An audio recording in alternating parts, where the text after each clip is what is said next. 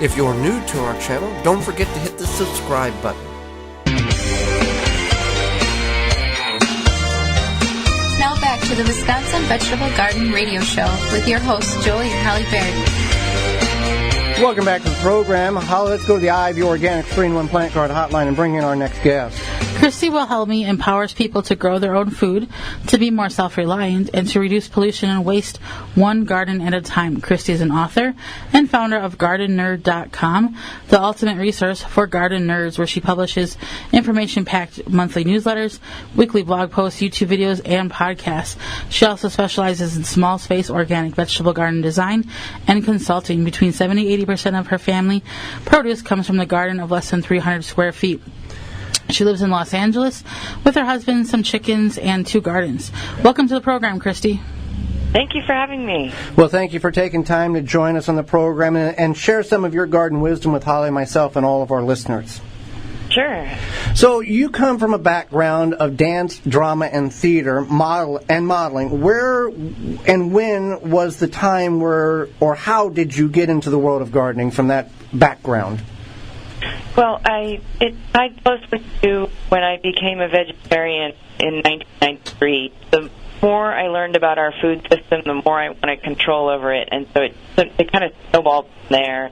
I found so out we're going to go out to Ben Bartley. He is from Standard Process Farms. And Standard Process is your garden in a small space, and then manufacturer it for over 90 became a years. passion for me, and then people started to say, hey, you really know a lot about gardening, you should do this for a living.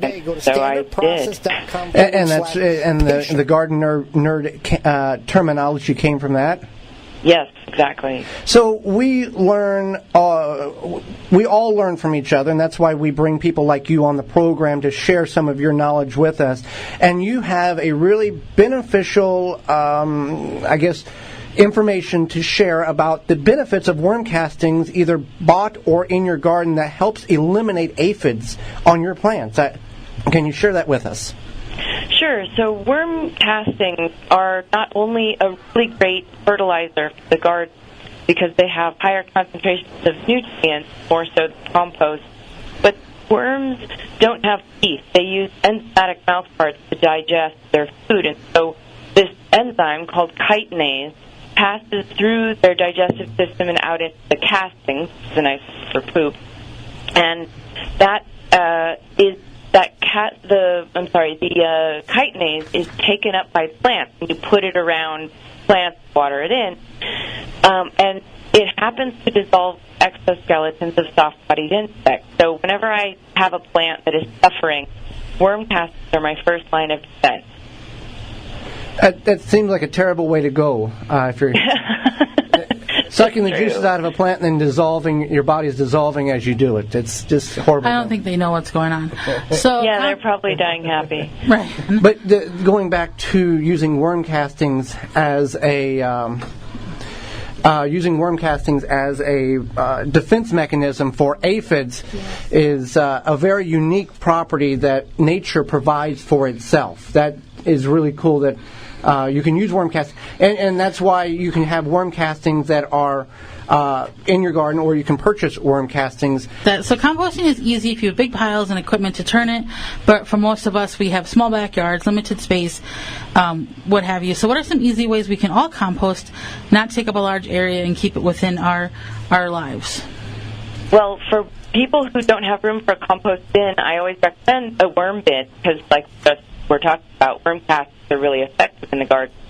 But the other thing that you can do if you don't have room, you just don't want to deal with turning a pile, is what's called trench composting. So you can dig a trench, and it needs to be deep. You have critters that come dig up your yard, so at least 12 to 18 inches deep. And keep your scrap in the freezer until you have enough to fill a trench. And the freezer sort of starts the breakdown process, because as water expands, it ruptures the cells of fruits and veggies you have in the freezer. So then you take that outside, dump it in the trench, and you cover it up and bury it. And after a few months, it's ready to plant in. So you can compost right in place and then cycle back around to that spot later and plant some food in your crops in that spot. Okay. So How can we grow lettuce in the summer, leaf lettuce, because the long days and the heat causes the plants to go to bolt to seed? What are your tips? You're in Los Angeles. I know that you can grow lettuce essentially in your winter, but how do you kind of extend the seasons with that? Yeah, in summer it gets really, really hot here, so I have a couple of strategies that I use to grow lettuce into the hot weather. One is to use shade cloth, so like a 40 or 50% shade cloth that really helps reduce the stress on plants. So covering them with shade cloth, they help.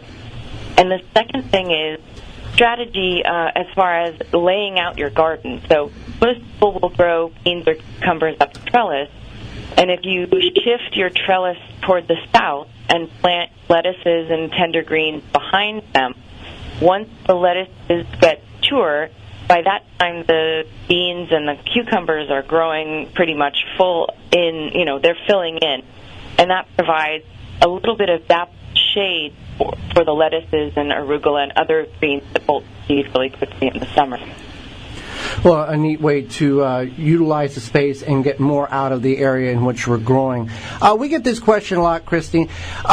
People want to know what flowers can we plant to attract the bees to our garden. Now, what is a good suggestion or good flowers that you would recommend to plant to bring those pollinators in? Well, I always start with native plants for your area. So, if you have a native plant society in your area, just look up what plants they like to grow. Bees love everything. And for example, here in California, we have more than 1,000 species of native bees, so we're trying to reach all of them, not just the honey producers. And we also recommend planting lemon green sunflowers because they provide more pollen nectar than other sunflowers do. All herbs will flower and eventually attract pollinators.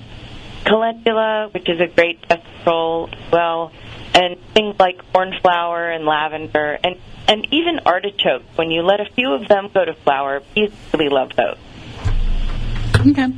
So let's talk about your newest digital book, 400 Plus Tips for Organic Gardening Success. Where can we find it, as well as your other books and more information on you? Sure. So you can find information about my book at Gardenerd.com. It's GARDENERD.com. And 400 Plus Tips for Organic Gardening Success is a Kindle-only book. You can get it on Kindle, and if you don't have a Kindle itself, download the Kindle app to any device, laptop, phone, tablet, desktop computer, and it's $5.99 on Kindle. And my other book, my Gardening Techniques book, is out of print, but I am rewriting right now for an updated version that's coming out next year. Well, Christy, we really appreciate you taking time out of your day to join us in the program and share some of the information that we follow you with and are intrigued that we can all learn together, especially about the aphids and using worm casting as a combat mechanism to get rid of them. Sure thing. Happy to be here. Well, for more information, please visit the WisconsinVegetableGardener.com.